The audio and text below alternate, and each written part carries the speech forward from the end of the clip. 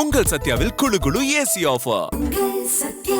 கல்லட்டி மலைப்பாதையில் சுற்றுலா வாகனங்கள் செல்ல தடை உத்தரவை நிறுத்தி வைக்க வேண்டும் என கூடலூர் திமுக சட்டமன்ற உறுப்பினர் திராவிடமணி தலைமை செயலாளருக்கு வலியுறுத்தியுள்ளார். தமிழ்நாடு, கேரளா, கர்நாடகா ஆகிய 3 மாநிலங்களை ஒன்றிணைக்கும் பகுதியாக உதகை அருகே அமைந்துள்ளது மசினகுடி பகுதியாகும். இப்பகுதியில் உள்ள முதுமலை புலிகள் காப்பகத்தை காண்பதற்காக 3 மாநில சுற்றுலா பயணிகள் வந்து செல்வது வழக்கம். இந்நிலையில் அண்மையில் சென்னை உயர்நீதிமன்ற உத்தரவை காரணம் காட்டி மாவட்ட ஆட்சியர் லட்சுமி பவ்யா தண்ணீரோ கல்லட்டி மலை பாதையில் சுற்றுலா வாகனங்கள் செல்ல தடை விதித்தார்.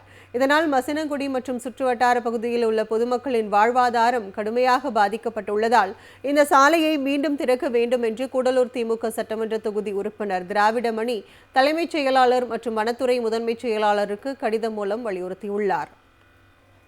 கல்லட்டி மலைப்பாதையில் சுற்றுலா வாகனங்கள் செல்ல தடை உத்தரவை நிறுத்தி வைக்க வேண்டும் என கூடலூர் திமுக சட்டமன்ற உறுப்பினர் திராவிடமணி தலைமை செயலாளருக்கு வலியுறுத்தியுள்ளார்.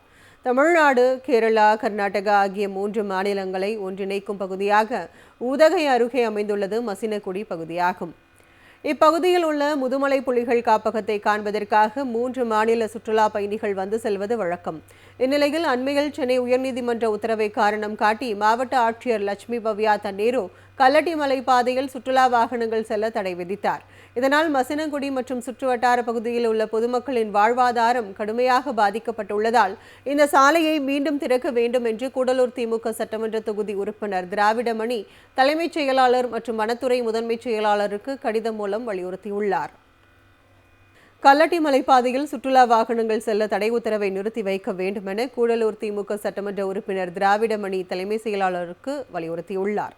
தமிழ்நாடு, கேரளா, கர்நாடகா ஆகிய 3 மாநிலங்களை ஒன்றிணைக்கும் பகுதியாக உதகை அருகே அமைந்துள்ளது மசினகுடி பகுதியாகும்.